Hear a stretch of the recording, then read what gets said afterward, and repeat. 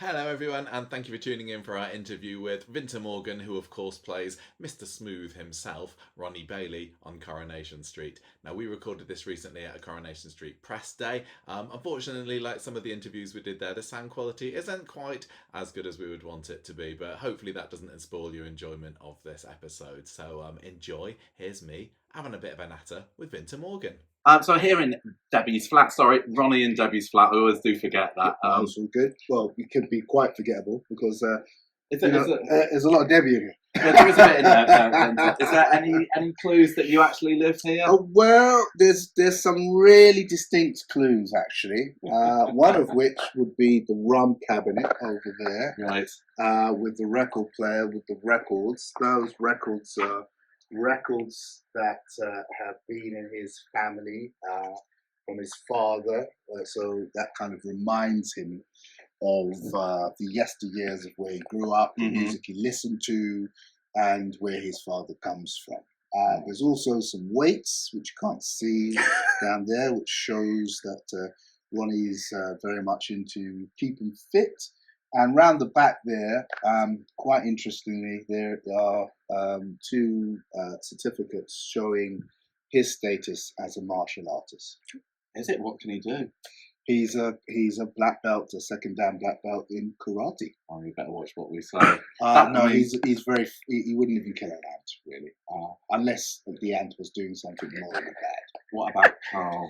Or he's an ant that's doing something morally bad, so he could get squashed. He is, isn't he? Yeah. What did you think when you first saw this flat? I thought it was something I had never seen before in my life, and I thought, wow, this is a statement flat. This is something which I don't think has ever been seen on the street, and it felt really good to kind of like be in a space that seems really kind of different and authentically itself. Mm-hmm.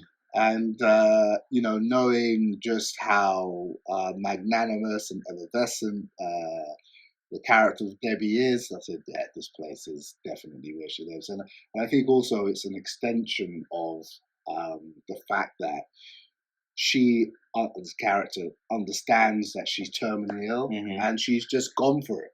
Yeah, exactly. And I think Ronnie's the kind of guy where he just wants her to be happy, and if this what makes her happy, he's happy.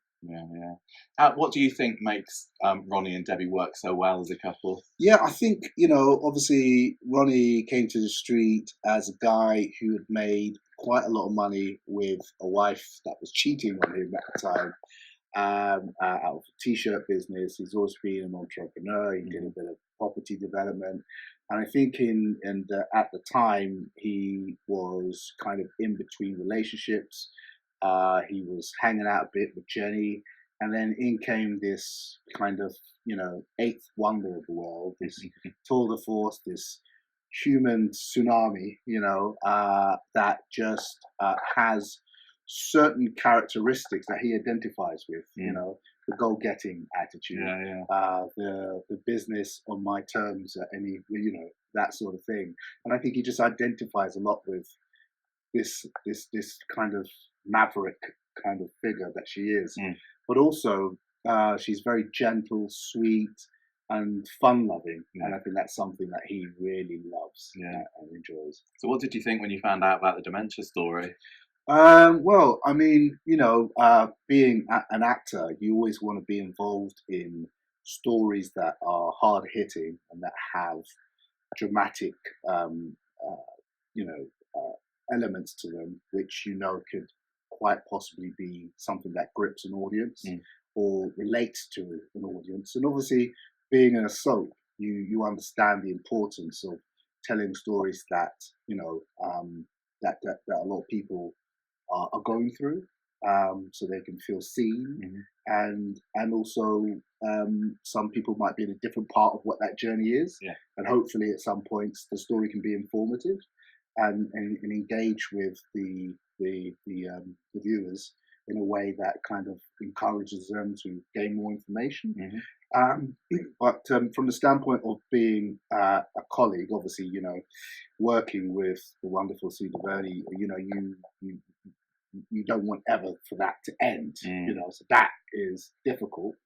But from the standpoint of being an actor, it's wonderful to be in a story that's going to be hard hitting. Ronnie's always been like a bit of a Mr. Cool on the street the last few years you've been in it. Thank you. But this is gonna. I'll take that. I'll put that in the bank. Try and get some interest on that.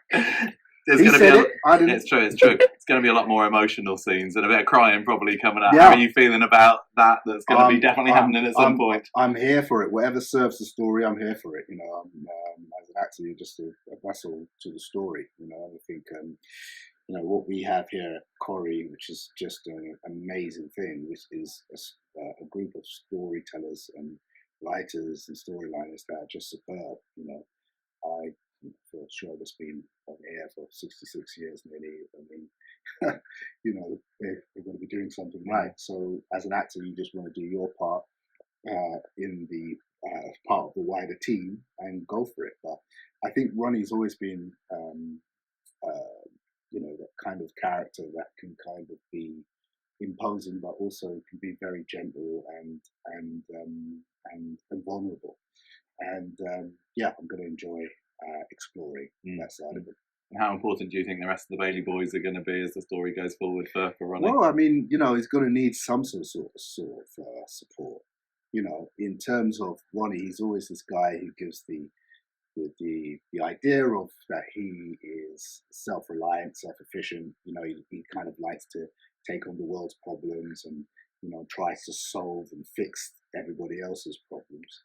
And I think there's going to be a time when he can't have all the answers, and he's not strong enough to deal with the challenge that's coming his way, and that's going to be a time when he's going to need the people around him to hold him up, and the Bailey boys will do that. Yeah. How do you feel about being involved in the Murder Week? Well, yeah, I mean, it's brilliant. You know, it's great. I think it's going to be a real kind of moment where the audience are really gripped and fixated on the story, because there's like 4 different strands of possibilities of things that can happen at any one time, and our particular strand is it's quite gruesome.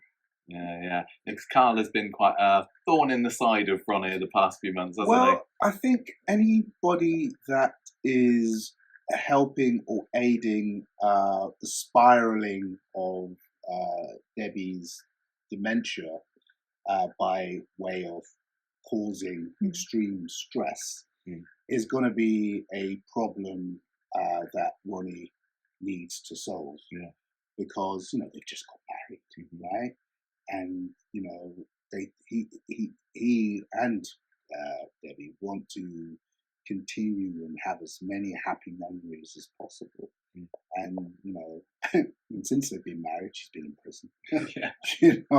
So there's not been much of a way where Ronnie and her have been able to be able to live and love and be loved and be happy and celebrate that love. So unfortunately, being that Debbie has been without her son, and without her son knowing that she is his mother, it's just caused her a lot of guilt and a lot of pain, and a lot of angst and worry. And being that, obviously, because of what's happened in Carl's upbringing, he's a little bit maladjusted and not altogether, in a place where he's a nice person.